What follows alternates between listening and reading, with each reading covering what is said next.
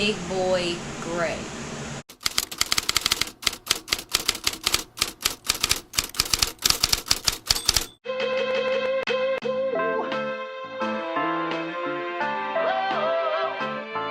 What's up, y'all? It's your girl B. Octavia, and I am back with another video.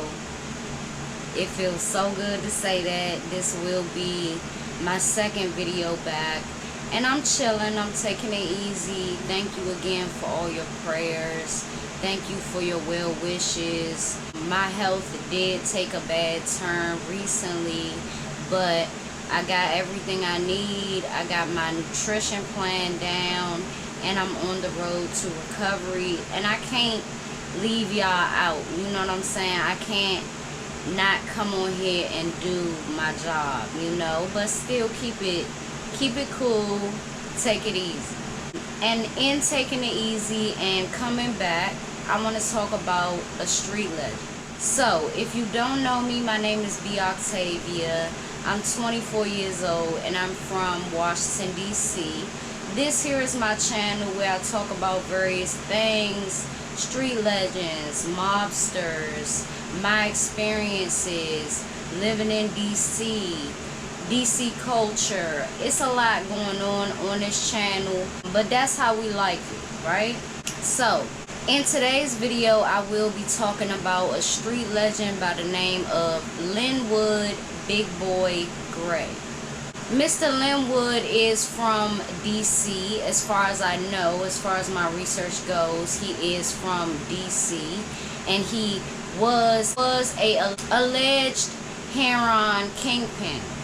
And we're going to get into why we say alleged, okay? Linwood Big Boy Gray is also the uncle to another street legend by the name of Kevin Gray, which we will cover on this channel. I say alleged heroine kingpin because in 1979, Linwood Gray was acquitted on charges of running an international heroin ring. And even though he was acquitted of that, he did get nabbed by the feds for something, and we're going to get into that. So, diving deeper into the case of him being a alleged heroin kingpin, prosecutors allege Gray operated a $30 million Amsterdam to New York heroin ring. They also allege that he shot a federal prosecutor in Washington, D.C. in 1978. He was acquitted of operating a heroin ring and has never been charged in the shooting of that federal prosecutor or any of the other slayings that were being attached to his name by prosecutors and the feds. Now, what I found crazy in my research was Linwood Gray is not on YouTube. Linwood Gray is not being talked about as a street legend, and I feel like he should be. And not just to talk about the oohs and ahs of the case, but to talk about the man, Linwood Gray. I don't feel like nobody should be forgotten on any platform, especially YouTube. And to me, it was just crazy that I couldn't find nobody that covered Linwood Gray on YouTube. I just couldn't find it. Maybe somebody has. If you find anything, you can comment it below, but I haven't seen anything. That's where I come in. So, after Linwood Gray was acquitted of running a heroin ring that allegedly was making $30 million at one time, after that, he got caught up with the feds for tax evasion, and he was sentenced to 5 years. And 5 years to a lot of people compared to what, 20 to 30, that's pretty good, right? Well, he got in trouble during that 5 years. That got him a lot more time in the feds. Now, I know you see the title. He threatened to kill his lawyer. Yeah, that really happened. And we're going to dive into why and what he was sentenced to, what he ended up doing, you know what I'm saying? And let's talk about it. Within that 5 years that he was doing, police was receiving information. They was receiving more and more information, and as they put it, evidence to keep him locked behind bars. Linwood Gray got caught up by threatening to kill his lawyer by the name of Kenneth M. Robinson. Police also claimed that during this time of him going to prison for tax evasion, he was trying to hide his one and last property from them taking it, you know what I'm saying? From them garnishing it to the government, okay? So basically, in a smarter way, he was trying to avoid the seizure of his home, okay, by government tax agents. So Linwood hired Kenneth M. Robinson, and it was said that both men agreed to a $75,000 fee. It would be broken down into $15,000 in cash and the deed to Gray's house. So the house that we was talking about that was supposed to be seized, that was inside the deal of him maintaining his lawyer. And this house was fully paid off by Gray, right? A $60,000 house in Maryland. So the lawyer stated that he took out a $45,000 loan on the house, I guess to, don't give me the line. He took out a $45,000 loan on the house, I guess because it's worth $60,000 or whatever. I don't know. And it was another catch within this whole situation because Linwood Gray's common law wife and child was still staying in the home. Okay, so within the deal, it was supposed to be $15,000 in cash, the deed to the house, and Linwood Gray's common law wife. And she can stay there with her child to take care of her child as long as she paid $500 a month to the lawyer. That's a whole lot to me, okay? That's a lot of moving parts, but that was their deal, okay? So, while she remained in the house with the child, she was supposed to pay that. She was supposed to pay $500. Well, here is where it started to go haywire at. Linwood Gray's common law wife, she failed to pay any of the payments of $500. My thing is, was that a part of the deal between both men? Did they agree on that fact? Or was that something that the lawyer wanted? You know what I'm saying? Was that something that the lawyer wanted because he wanted to rent it out himself and he was not able to do so because she was in the house, so he wanted that money too? Like, I don't know what's going on with that, right? That's tricky to me. But she failed to do the payments, so Kenneth Robinson, the lawyer, he went to his client, Linwood Big Boy Gray, and he told him and voiced his opinion about Gray's common law wife not paying the bills. Now, the lawyer probably went to his client thinking that it would get handled. It would just be, oh, no big deal. I can just tell him, okay, she not paying it, and he'll make sure that it's done. That didn't happen, okay? I surmise that after a few times of the lawyer bringing this up to the client, he got pissed off, as things go, and he threatened to kill his lawyer, his lawyer's wife, and his lawyer's 2 children. Linwood Gray, it's safe to say, had enough of the complaining from his lawyer about this. Now, he said in this threat, you know, allegedly, that if he keep bringing up the $500 not being paid every month, that he was going to get them killed. He was going to get all of them killed, okay? After being threatened and everything like that, Robinson, the lawyer, he heard one of Linwood Gray's associates that it was a bounty on the lawyer's head. So he found out that shortly after the threat happened. right? Out of pure fear, Linwood Gray's lawyer let his client's common-law wife and a child stay in the house rent-free. It's cool. It was my mistake. I messed up, but I'm still going to tell the police what you just said about me and my family, all right? That's what he was on, okay? And then shortly after that, he gave up the deed to the house to one of Linwood Gray's associates and close friends.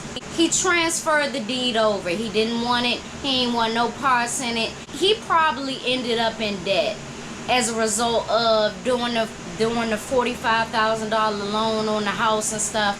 I don't know who told him to do that. You know what I'm saying? I wouldn't have did that.